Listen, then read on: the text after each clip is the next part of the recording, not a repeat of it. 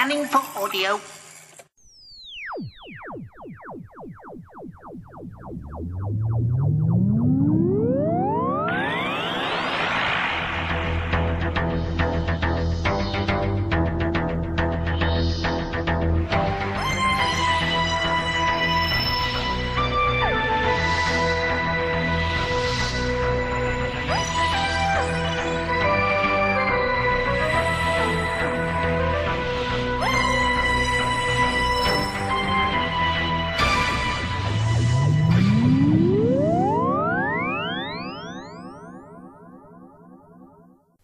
Welcome to the Tin Dog Podcast number 99, The Twin Dilemma.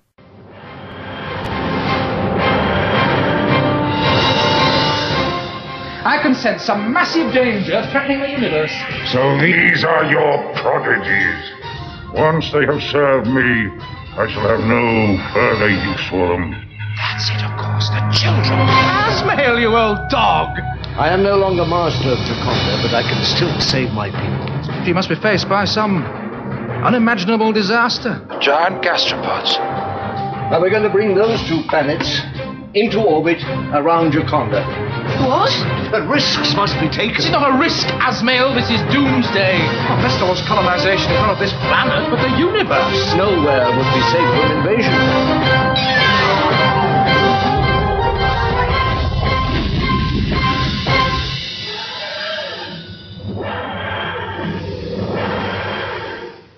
Before I talk about this most interesting of Doctor Who stories, I just want to apologise to anyone who's expecting to see me at the Hooverville event this Sunday. I'm sorry, but I'm unable to attend. But I hope that everyone has a great time, and that all the questions that people have got going about podcasting get answered by everyone else. So sorry I can't join you there, guys. Give my best to the Colin Baker. And on the subject of the Colin Baker, it's time for his very, very first story. The Twin Dilemma suffers a lot. It suffers at the hands of many things, and it would be easy just to list them all, tick them all off, and say there you go, without even attempting to find anything worthwhile to say about this story. A story which comes out on DVD on the 7th of September. As Doctor Who fans, if we look on our shelves, we've got The Caves of Androzani. The Fifth Doctor, for many people the most remarkable of doctors, the Vegetable Man himself, has just gone out in a blaze of glory. The blaze of glory that is The Caves of Androzani. Superbly acted, superbly crafted, superbly directed, The Caves of Androzani was a massive high. We'd just come to terms with the fact that Davison was our Doctor, and now, like the show so often does, it was time for regeneration. Now what they thought they'd do was what they'd done at the very beginning, during the first regeneration, which was have it almost mid-season. Well, not mid-season, just have it as part of a season. I can see the logic. Here's the new Doctor. We can be all excited about it, and then when he comes back it'll be even better. Unfortunately, it's the last story of the season when there's just no money left. So you can't make it look fabulous. You can make it look acceptable, and I'll be talking about the annoying slug monsters later. You see, regeneration stories are notoriously a little bit ropey. The Doctor's usually trying to find his feet. As a member of the audience, you're always thinking, is he as good as the last guy? And post-regeneration trauma has become practically an excuse for bad behaviour. But here we have what could be possibly classed as the worst post-regeneration story ever. I understand what Colin was trying to do with the character of the Doctor. I truly get it now, and thanks to Big Finish I've experienced it at its best. I like the Sixth Doctor now. But then, well, I'm sorry. He starts off by trying to kill Peri. Not the most auspicious of starts. As a kid I was just confused, angered, and, well, yep, I've said it once, but I have to say it again, because I was confused. I was confused. I truly was. I didn't know what was going on.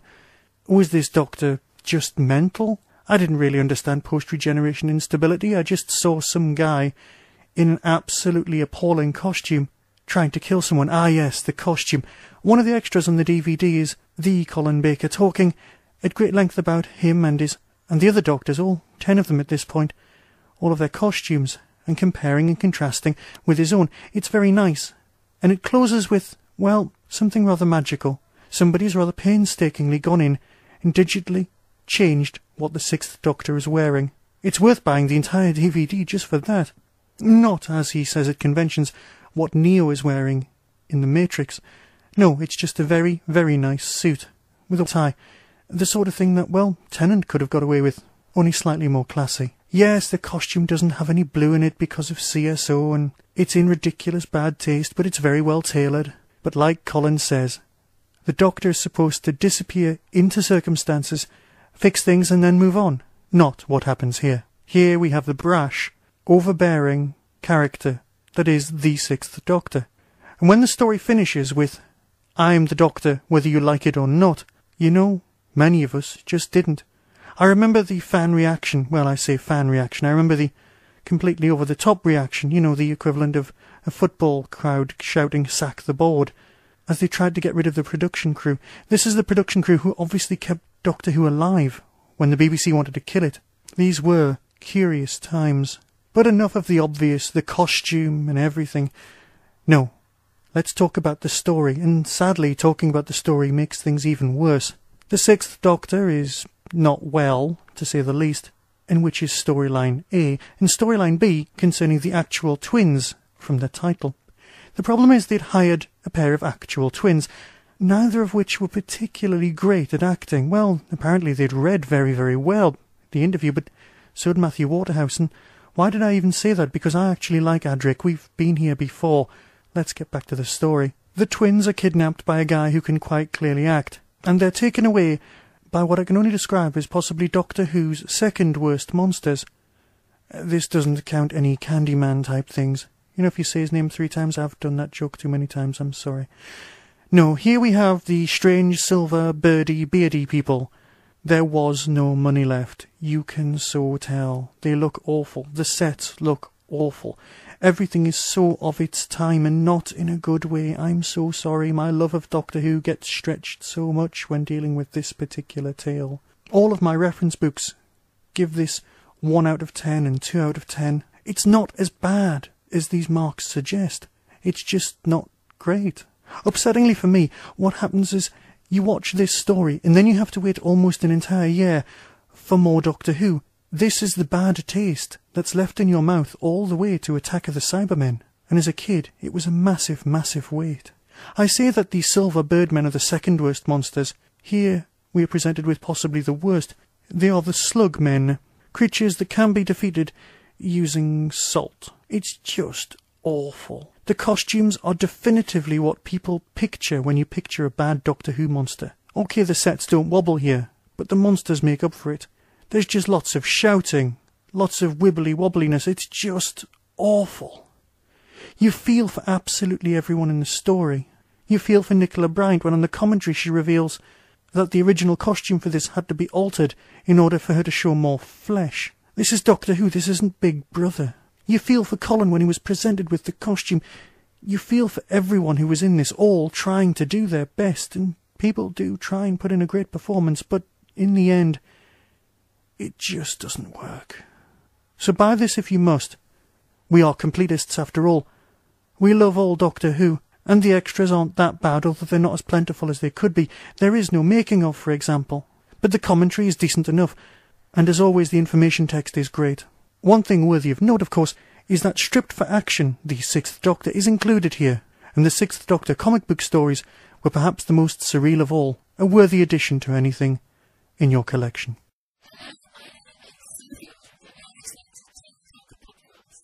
A quick Whostrology. Fran Fairbairn, born the 6th of May 1988, born between seasons 24 and 25 in the time of the 7th Doctor and Ace, in the Ascendant. Episodes shown this day are The Faceless Ones, Episode 5, The Mutants, Episode 5, and The Girl in the Fireplace. Soon, a silver-clad smile will show its darker side. When taking a trip, remember that losing your luggage is not the worst thing that can happen at an airport. Take heed in a new place that one man's terrorist is another man's hero. A whirlwind romance affects you more deeply than your oldest friends ever thought. Do you know what makes people tick? Be sure you know exactly who to call in an emergency. Give a horse a good name, and you'll have a friend for life. And so I'll leave you, and I'll get on with working on episode 100. So until next time, or even if I've managed to meet you at Hoover's, and I did actually manage to make it there, be seeing you.